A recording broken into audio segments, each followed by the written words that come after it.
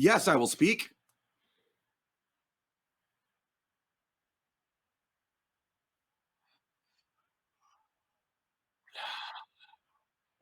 All right.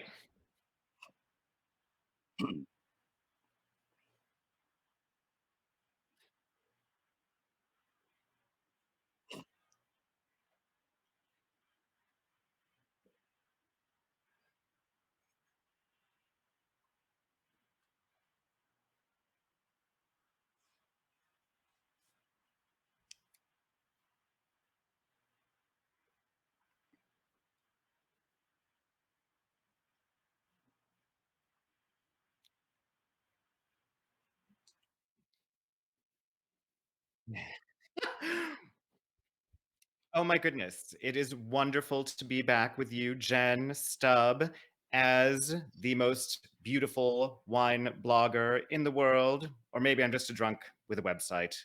You decide.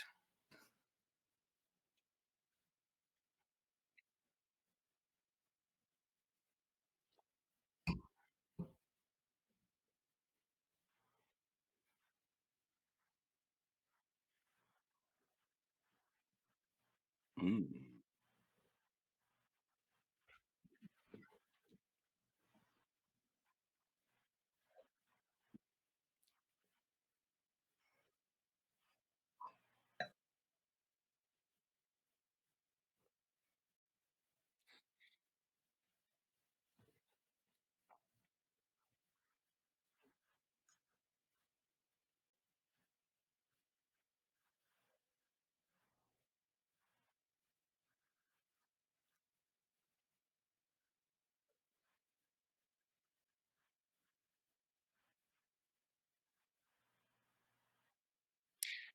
I will start off, absolutely. Well, of course, the oddbacchus.com website is always there. There's some lovely content going all the way back to 2011. So feel free to browse and enjoy. I must admit, it has not been updated in recent months for various reasons. However, there is fresh content on my YouTube channel, Name That Wine, that I make with fellow wine blogger Liz Barrett. So go to YouTube, Name That Wine, and you will find the best wine show on YouTube, aside from this one, of course. Also, I have a new book coming out.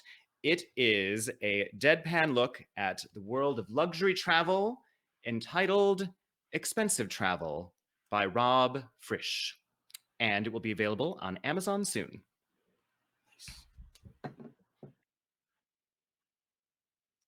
Yes, I was just sending you a note to that effect, apparently. Mm. I will do that. Okay, cool. Huh. Yes. What have I been doing? I've been catching up on all my back Name That Wine episodes. No doubt.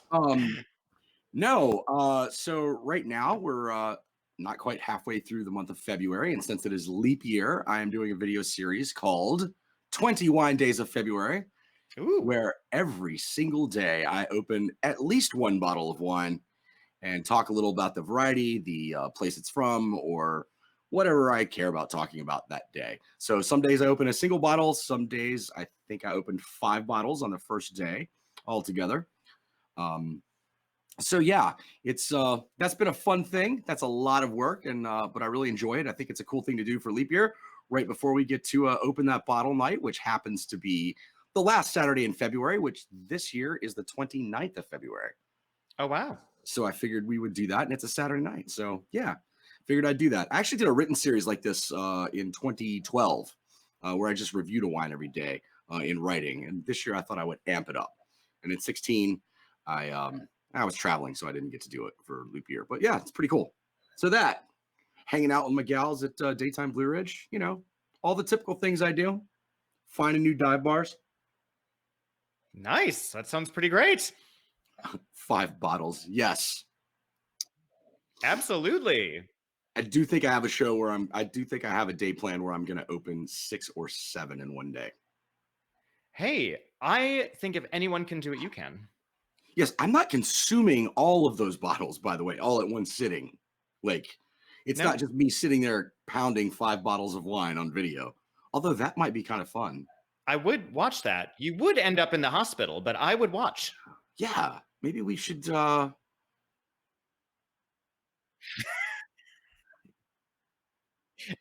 right.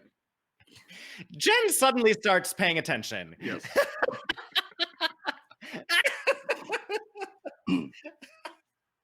All right.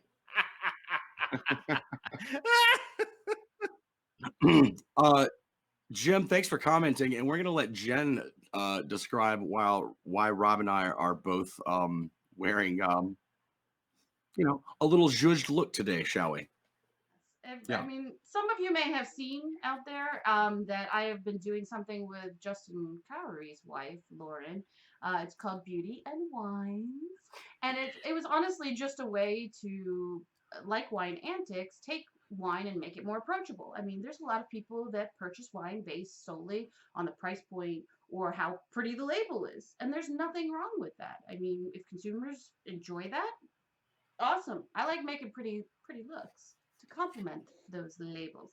So that was this was my inspiration behind the beautiful wine moments to try to tell you guys a little bit more about what Lauren and I are doing over at Beauty and Wines. And I have to say, I stepped up my game and my looks. You see that? You see that highlight right there? You see that shine? Yeah. You're looking So, fierce. Yes. I'm trying. Thank you. I think I missed my contouring today, but other than that, I You're- feel like we did pretty well, Rob. You and I both. I think so. You're looking more like flushed than fierce, but I'm loving it. Flushed and fierce. I did not say booty and wines, Jim. Beauty and wines. But thank you for taking it down a level and informing me that you can hear me. Awesome. Yes. I did wear my good underwear just in case. Oh, Yes. well, and you, perfect segue, Rob. To see Rob's underwear, you may have to stick around for the after party if Wow. past history is any indication of that. Just Mm. saying. Fact. Past is prologue. So let's get into the stories or into our stories. And these are beautiful wine moments. And if you missed it in the intro because of my lack of audio or just weren't paying attention and opening your bottle of wine, that's fine. We're going to tell a couple stories each about beautiful moments while having wine, while on wine, while near wine, and share those moments in celebration of the beauty of Valentine's Day and that love is in the air. And Rob is actually going to kick us off with a story. It's story time with Uncle Rob. Oh my gosh. Okay. Well, I noticed this Facebook conversation today about service at wineries, and that someone had written a blog post complaining about bad service in general at wineries and specifically to one winery that I will always remember. And I mean, I've had amazing experiences at, of course, all sorts of wineries, but this one in the Cahors region of France was absolutely just, it was so touching to me. So I make an appointment for a tasting and I'm like, hey, I'm a wine blogger, oddbacchus.com. And I have my appointment and I go and it's spring and the walnut trees are in blossom, and I get to this lovely old winery in Cahors, and which is known for its dense Malbec. That's where Malbec originated. And there's no one in the tasting room but me. This is not high season. It's just me and this tasting room employee, Olga, who is a delight. And she opens one wine and another wine and another wine. And they make beautiful whites there. We had rosé. And then, Cahors from this terroir and that terroir. And they just keep getting better and better. And then she opens up, this was in 2017. So she opens up the 2007 Probu, I think is how you say it, Probus. This is at Clos Trigadina. I don't even know if I said the name of the winery. Clos Trigadina. So one of the best wineries in Cahors.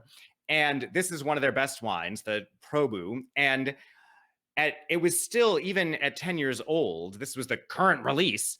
And it just rang with tautness in my mouth. It was just so like brilliantly composed and forceful, and woo, it was really exciting. And then she opened up the 2000 Prince Probu, which is yet, I guess, another level. And it was, rich and full and like this voluptuous, like monster of a wine with these giant tannins that were teeth coating and yet somehow managed to be graceful. And I was like, holy crap, we have opened up like 12 bottles of wine. No one else is coming to this tasting room today. Like, I really appreciate you sharing these beautiful bottles. Like, this is hundreds and hundreds of dollars of wine that you opened for me, and it's all gorgeous. And I'm not Wine Spectator or anything. I'm just Odd Bacchus. Like, it's not the biggest wine blog, though it is the most beautiful. And she said to me something I'll never forget. She said, well, we are happy to do it because you took the time to come to us and to meet with us here and to just, taste whatever we wanted to give you. Wine Spectator doesn't do that. We have to go to them. They tell us what we send. But, you came to us and we really appreciate that. And then the owner of the winery, Zabina Baldes, she met me in the tasting room and took me herself into the vineyards and showed me her house. And it was just this lovely, lovely afternoon. And I will always be very touched by that tasting. I like hearing nice stories. Yeah. Yeah. So welcoming. I mean, like, that is anti-French snobbery, Yes. It was so welcoming and warm and delightful. And so Clos Trigadina, if you ever have a chance to buy their wine or go to the winery, it is a gorgeous region of France that not that many people, I think, go to. So it's sensational. Excellent. And you've made Jim thirsty, which is always a measure of success as well. Nice. And that does make all the difference. Is whether it's they open 2 bottles that were $10 each, but it was something special, or hundreds of dollars, which you were very fortunate to have. Just taking the time and having a conversation and being appreciative on both regards, not only from their perspective but from your perspective, does make for a beautiful moment in wine. It really does. Mm-hmm. So I think I have a little bit of a similar story, but I'm gonna let Stub go because there's some great photos waiting for you all in the sidelines. There are. They don't necessarily go with my first story because I actually oddly have a similar story as well, that I'm actually going to skip. I'm switching stories now. But yes, the photos are still going to go with the second story. No, I had a great experience in a much the similar way, Rob, with a winery in Washington. They didn't have a tasting room yet. I was visiting and wanted to taste, and they're like, yeah, just come by the house. We live on the vineyard, come by the house. And it was really cool. The story that I will tell, though, lovely moments in wine and beautiful moments, was basically the entire harvest that I got to work. Loving drinking wine so much, and a lot of us, we go and we see wineries operations, but we don't actually get to go and do it. As Jen puts up photos of me in various drag, just because I'm a pretty girl, I guess. But I'm going to say a beautiful. Oh, thanks, Rob. I'm going to say for me though, a beautiful moment was an entire working an entire harvest and being a harvest intern and putting in all of the work. I really appreciated that. And there were days that I hated my life. I hated everything around me because we were so tired and sore, and we had a large harvest with just 2 of us working it. But at the end of the day, I was very happy to have had that experience working in the winery and actually getting to make wine, which is really cool. So yeah. Stub speaks regularly and fondly of his time harvesting. I do, because I realized that I'm very lucky to be able to do that. And a lot of people who like us, who write about wine and do things wine adjacent in the community, don't have necessarily the opportunity to take and go just work a harvest. So I was really fortunate that I was able to do that. Yeah. My next story is going to be way funnier. as I think those things tend to happen, we get funnier stories as everybody starts drinking a little bit more wine, and the antics continue. Which we didn't take a moment because there were so many technical issues on my part. I'm sorry, my bad. We didn't take a moment to talk about what we're drinking. Mm. So, gents, what are you drinking? Or, as Thea says, you pretty little girls.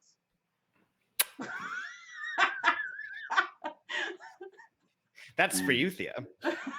Oh, well, I'll start. I have the Rough Day Cabernet from the Thracian Valley, because what says Valentine's Day and romance more than Cabernet from Bulgaria? Mm. Oh, okay. Keep that smile on your face. With a dog on the label. Oh, okay. Oh, Well, the dog does sell it. The dog always sells it for any wine. yeah. You see that? Yeah. If there's an animal on a label, I will buy a bottle. hmm Mm-hmm. It's quite fruity and delicious. Mm. And it's like $10. Nice. Wow. That's a winner right there. I am not drinking a $10 bottle of wine. I went to the local Total Wine, the finest of establishments. And this is actually one of the wines we did last week for Beauties and Wine on Instagram and Facebook. I'm getting shameless here. It's the Adorada. And I keep twisting it so you can't actually see it. And getting Closer. Yes. Adorada. But I love it because it has a very difficult wax dipped area that covers the top as well. It made a mess all That's over like some S&M wine. It also reminds me of, it says Eau de California, so it reminds me of an Eau de Parfum. Ooh. So that's kind of what it reminds me of, creating some very pretty soft pink looks. But Is that a sparkler? It is not. It's a rosé. Oh. Still wine rosé, 2017. I had the 2016, and it was quite delightful. So it's about $19 at Total Wine from California. I didn't really go into what areas, honestly, and I don't think it honestly has it. But it was a beautiful bottle. I thought about such inspiring, like, classic French looks to it. Huge wing, big black wing on it. It's just fun and easy, and I'm in Florida, and I can drink rosé all year long. Boom. The funny thing is that bottle would have cost $12.99 if they didn't put all that wax on there. Dude, that is that wax. Whoa. Can I also say wax is not necessary on a wine bottle nowadays. No. Like, corks of all types are enough of a seal. No. That is an affectation, and it makes a mess. So stop it.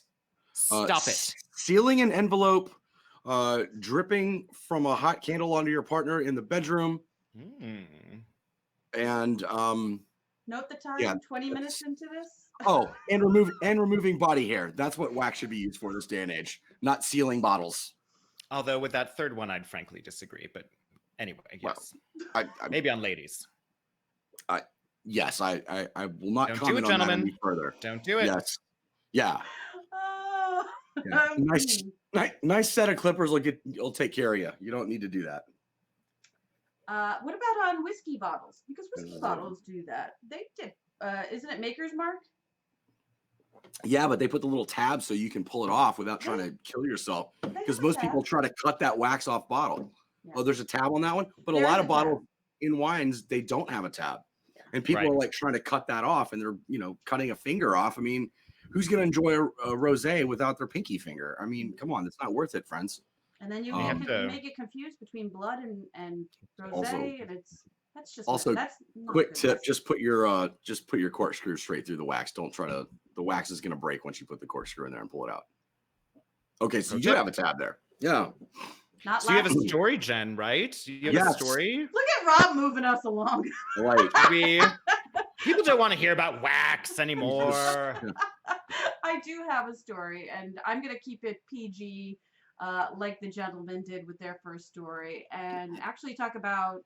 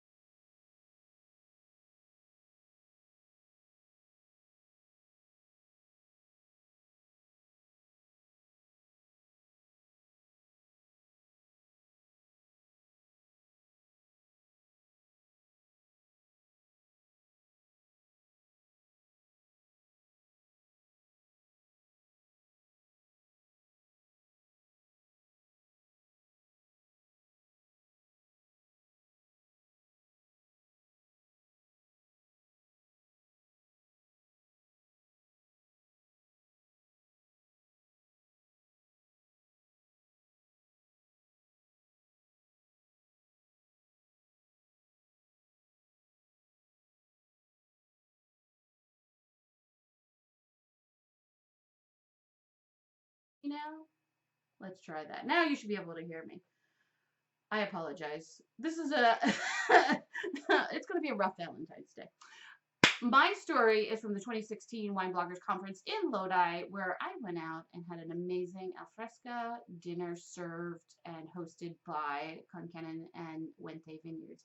And it was not only an amazing experience as a wine blogger to get treated to an experience of great pressing out in the vineyards, but then watching the sunset and the temperature completely changed and it was just cooling off and it was a beautiful time for an evening outdoors in August. No bugs, unlike Florida. And we just sat out there, actually with the owner and the owner's son, and had dinner and just talked about wine. And I already love the people that I spend time with at the Wine Bloggers Conference. So great friends, great wine, and the ambiance of all ambiances, which made it absolutely beautiful for me. Mm. So Oh, that's lovely. it was like I literally sat there for a second and I'm like, I just have to soak this in because I don't know if life gets much better. Pretty fun. Wine Bloggers Conference makes a lot of, or I should say Wine Media Conference now. Mhm. They make a lot of really impressive moments happen at wineries or, other impressive venues. I mean, they do a really great job. And the wineries, they really come through with a lot of these. I had a beautiful dinner, not there at Lodi, but at a different winery that was similar, a gorgeous alfresco experience. It was very memorable. Absolutely. And to me that is the most beautiful moment that I've had while under the influence of wine. Aw, And that's nice. it's like I said earlier, and maybe some people didn't hear it. Unfortunately, it's the wine is always the topping on the cake, right? It's always this completes everything. But it's the good people that you're around, the great conversation, and then what you see around you, you just mwah. Yeah, absolutely. All right. Now that I'm done lamenting. Rob, do you have another story, sir? Maybe one. All right. Yes, I do have one. something? I'm hesitant to follow your lovely nostalgic journey with this story, but I'm just going to do it anyway. Yeah. So, I'm in Tbilisi, Georgia. That's the capital of the Republic of Georgia in the Caucasus region of, I guess, Europe, if you want to say. And that place is bonkers. I love it. It is gorgeous. That whole country is just wine, wine, wine, wine, wine, wine, wine. So go check it out because it is sensational. Tbilisi was built, the capital, because of sulfur hot springs there on near the river, and there's a whole sulfur bath district in the city. And I went to a very fancy sulfur bath. It was just for tourists, and it was all mosaic tiles, and it was very hotsy-totsy. It was gorgeous, and I was like, nope, that was super fun. But later, I was like, I want to go to a sulfur bath where like locals still go because they can't afford $100 to rent a mosaic tile room. So I asked around and I finally figured out, all right, the place to go is up this hill, and I found it, the Queen Bath, in this crumble bumble building, and it must be 100 years old at least, and no English. Georgian and a little Russian, no German, no English. So, but I made myself understood. I want a massage and the sulfur thing. Great. So they hand me this sort of sheet. I get undressed in the locker room, and I'm wrapping the sheet around myself. This massive man, about 70, he just takes the sheet right out of my hand, throws it in my locker, and locks it with a key, and just puts the key like in a flap of his flesh. And I'm like, okay. I'm just not getting my clothes back, and I don't have my towel either. So, all right, we're just gonna do this. We're just gonna do this naked, just naked. That's fine. I'm fine. It's Georgia. So I have my masseur is introduced to me as Gaga. Gaga, the masseur, takes me in, and he gestures to this row of showers, which were just PVC pipe sticking out of the wall, just PVC pipe. And he's like, here. And so I like have a shower, and he's like, now there. And he points to this big tub, like a basin of this green, turbid, stinky, sulfurous water. And you know, like that tub has not been washed since those baths were built. And he's like, go.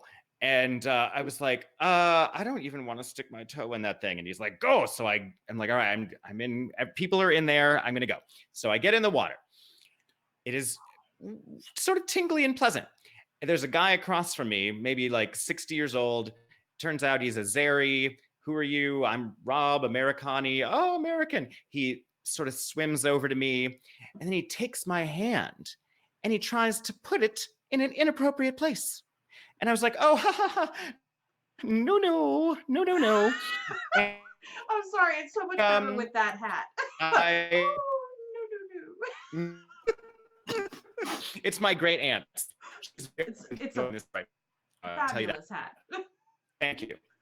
So I scoot over to the other side of the tub. He follows me, and I was like, no. And he's like, Muslim.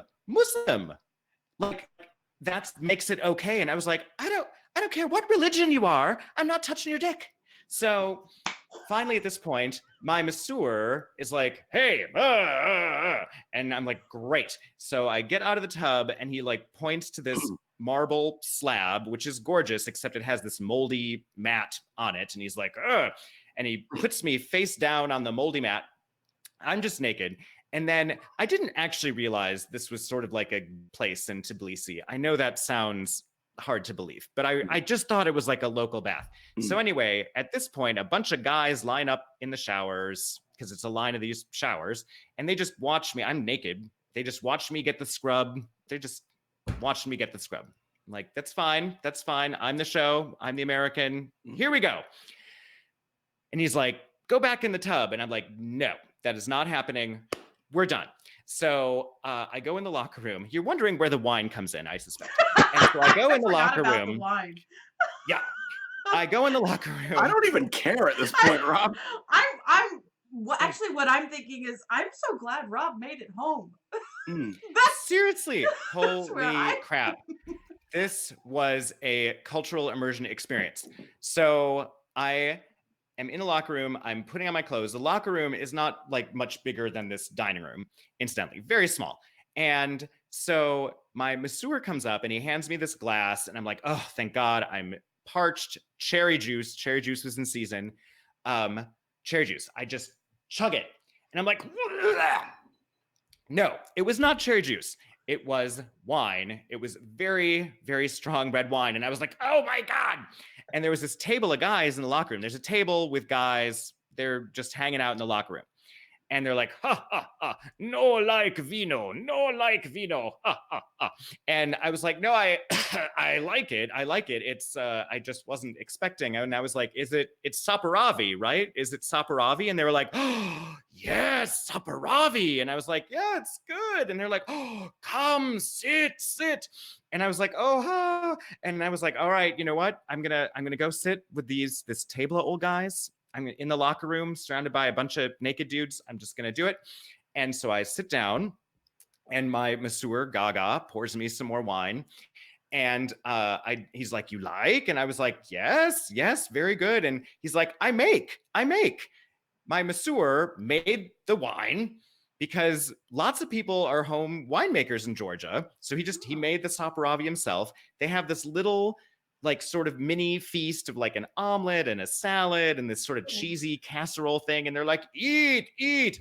And then they start passing around this clay bowl with which to make toasts, because we were having a mini supra, a feast, and we were just making toast. I didn't know what they were saying. They didn't know what I was saying, but I was like, to Georgia, to friendship. And they're like, yes, Galbarjos. That's the Georgian to victory, and we're toasting to each other and to victory and to Georgia and to the US. And I got so wasted, and I made these friends. Gaga and I are still friends on Facebook. And that wine, to be honest, it was delicious. Monsieur made Saperavi in the grottiest locker room I've ever been in. And I've been in some grotty locker rooms. It was sensational. Oh, God. Oh, wow. Wow. Yeah. Like, Jen. why are So- we even here, Stub? Like, we could have just let him go and have done that story for this entire episode and like just dropped the mic and left. Oddly enough, I've had a couple of dreams that started with me sitting at a table with a bunch of old dudes with naked guys watching us drink wine. Mhm. So yeah. Oh, have you? Okay. Learn something new every day. No, I have not. That is an amazing story. That's That is wow. wow. Wow. It was crazy. It was good stuff. Wow. I can't wait because you have a coffee table book coming up. I can't wait to see the photos for that story. There are a couple from Georgia in here, I think. Yeah. Excellent. I'm Nice. like, And Thea and Jim are both in the comments. Rob, you have to go back later and just, as you're telling this story, scroll through and read the comments. Well, most of my shock faces were for your story. The ones where I started giggling may have been in part for the chat. All right, Stub, you get to follow it up. Well, so I'm bringing my story back to Valentine's Day, an experience I had a couple years ago around Valentine's Day and wine. And that was making my 50 Shades of Grey wine tasting video. Ooh. So a few people have kind of heard the story of that. So as I'm planning to do this, and when I first started and I said, hey, there's a 50 Shades of Grey movie coming out. So what was that, 2015, I believe. I want to make a video with these wines that are now also marketed for 50 Shades of Grey. And the rib immediately looks at me and she goes, you can't do that. She's like, now when she says I can't do something, number one, I say, hold my freaking beer. But number two, she didn't know my concept was not for me to be the doler out of the punishment, but that I would get two young ladies to do that. So I got a young lady who had worked with me before in video, and then hired another young lady to come and do that. So as we're filming, what sort of videos did you make with these young ladies before you made this S&M video? Well, the video I made with the first young lady, she was the star of my original Spitter Swallow song video. I'm just seeing a pattern. I'm just saying. So I knew her well. And now years later, he's in drag. My brand is Cork Envy, Rob. Come on, what am I gonna do? I'm sorry. So I interrupted your story. Please continue. No, it's fine. Please interrupt and ask questions as you want. And so for this video, and I know probably most of y'all have seen this watching, or a lot of you have. I built a bondage rack in my lower level. I actually built a bondage rack. So all of my buddies wanted to come. Anyway, the girls get here, trying on of things, but one of the girls has a cat of nine tails and one of the girls has a paddle. I decide that the paddle should be used by the woman I actually know and have worked with before, because number one, I'm a professional. So I did not want to add sound effects for when it got to the climax, so to speak, of the video. And one of them was whipping me with the cat of nine tails, and one of them was swatting a paddle at my ass as I was chained up into the homemade bondage rack. So we're going along.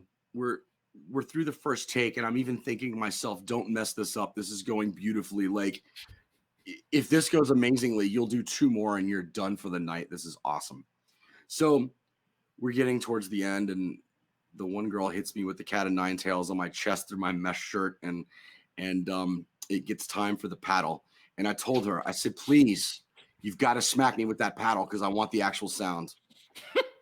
And I didn't realize that a full-on Texas Paddle Company wooden paddle is a little more than a slight love tap. And that shit stings through silk boxers. I'm telling you, friends. And I lost my shit. We ended up having to do. I did like. When you say lost your shit. No, not literally. But the sting of that and everyone's reaction to that sound that it made, who was in the room, which was, once again, me and the two ladies and the rib helping run the camera. It just, there was like the air had been sucked out of the room. 8 takes later, we're done. Your poor ass. So we get done. The ladies change. I go upstairs to change. We're having, a little charcuterie tray after the shoot. And I get upstairs to change, and I look at my ass, and literally the size, black and blue, the size of a softball. Oh. So as respectful as you can be with this, and we really were, I literally am screaming, "Oh my God, y'all have to see my ass." So I come downstairs, backing up downstairs with my ass half out, going, "Look at what you did to me." And the one young lady, she felt terrible about it, but I'm like, "You did exactly what I asked you to do."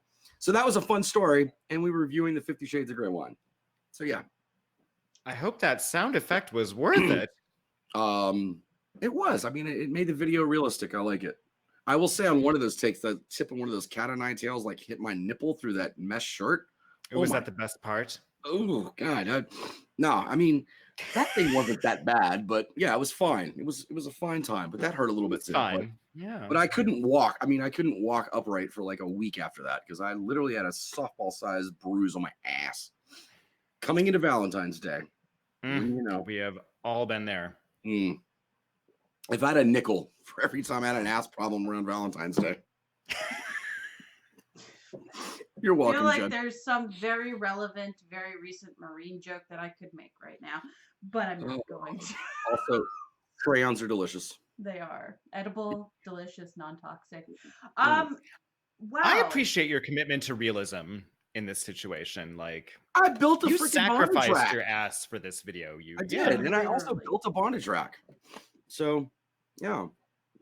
When he commits something, he goes. Got a lot of weird Google hits on all searches for a while after that too. How to build a bondage rack. Also, you can't buy a cheap bondage rack. If anyone's in the market for one, those things are expensive. Build your own. That is a specialty item. That's a pro tip right there. Build your own. There's plenty of YouTube videos and how-to manuals on the interwebs.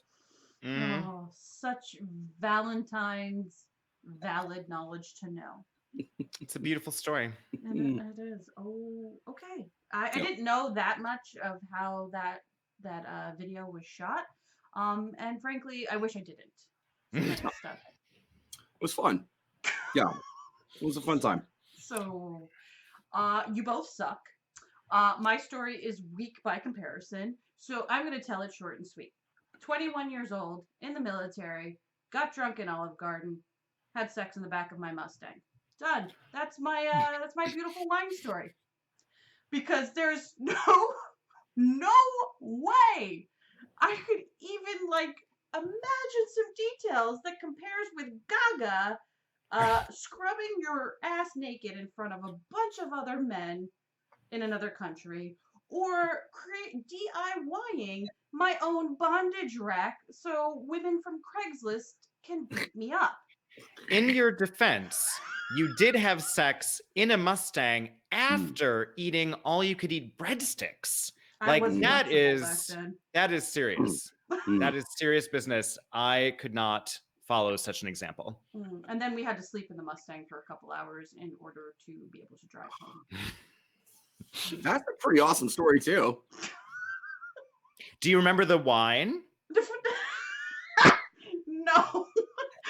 Yes, it was the big ass bottle of Chianti with the fiasco on it that they poured at Olive Garden. Rob, come on, of course.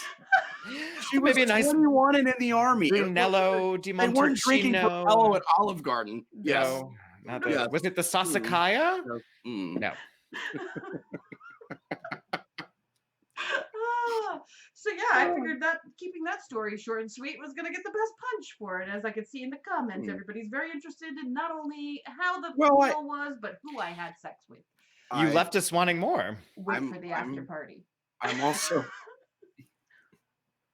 man, I just bit my tongue real hard, Jen. Because I've had sex in a minivan, but a Mustang, that has to be more difficult. Yes, it is. It is, especially when you're 5'10". Oh. Oh, look at, okay, we're going to move on to the wrap-up portion of this show now before we get too far into it. Because unlike you gentlemen who are very, very open about your sex lives, I gotta leave some mystery as a beautiful young lady. Right. So I want to... Also, my story, incidentally, had no sex in it. It was very close. I mean, At there was an attempt. There was many moments. There was an assault. Right. So Rob, I have to ask you, what was this actually a gay bathhouse? Or it's just a bathhouse? Like it wasn't. Yeah. Okay. It is not specifically. No, Okay, there is no such thing. Like creepy. Tbilisi is very conservative, Right? city, Okay, like Orthodox Christian. Okay, except, I mean, I guess it's like San Francisco if you're a Zeri, but you know, no. It was very much not. Okay. That. Yeah. See, that's the detail you didn't give us. Was it like, did you go to a place that you went to the type of place you weren't expecting? Right. Exactly. Okay. Yeah. Right. It was not. I did not expect. I just thought. Okay. I thought it would be like those 80s movies with Jean-Claude Van Damme, and then he's like he's a spy, and he's embedded in the Soviet Union, and he's in like a bond punching each other, and because he's got like the secrets, and I thought it'd be more like that. I've also had dreams that started like that. Not right? gay. Yeah. Not gay. Yeah, no, not at all. Where is this going? And you're welcome. You're welcome. Like, I don't even know where to go from here other than to say, please stay tuned for the after party. If you're looking for the links, it's down below in the description, because these shenanigans and or antics don't stop today right here. Also, because we had thank our guest, love our guest, and are so grateful for them being here. I've dropped a bunch of information about Rob, how to find him, how to contact him, down in the description below, as well as, Stubbs down there, all of his antics or quirk envies that happen over on his YouTube channel, like those 2 videos that he mentioned in his stories. That's all down below in the description. And honestly, if you guys are here and you're watching after the fact, tell me which of the gentlemen actually did their makeup more fabulously. Ooh. I would like to know who you vote for. And I know at least Jim and Thea are there, so you guys definitely got to vote. So as we do with guests that we have, Rob, do you have any final thoughts or anything? Well, I do. I just want to say this is my 3rd time on the show. It is always such a pleasure to be on Wine Antics Live, the most important wine education resource on the internet. So thank you for having me. Thank you. I feel like I now have a testimonial. Rob, that's also why you are our first 3rd-time guest. For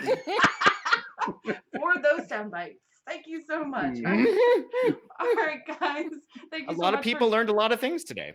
That is true. Probably more about us than they wanted to know. All right. Thank you guys so much for joining us. And please don't forget to check out Rob as Odd Bacchus. And don't forget to check out Stubbs' craziness and bondage videos over on Cork Envy. We'll see you guys in 2 weeks' time. All right. Bye.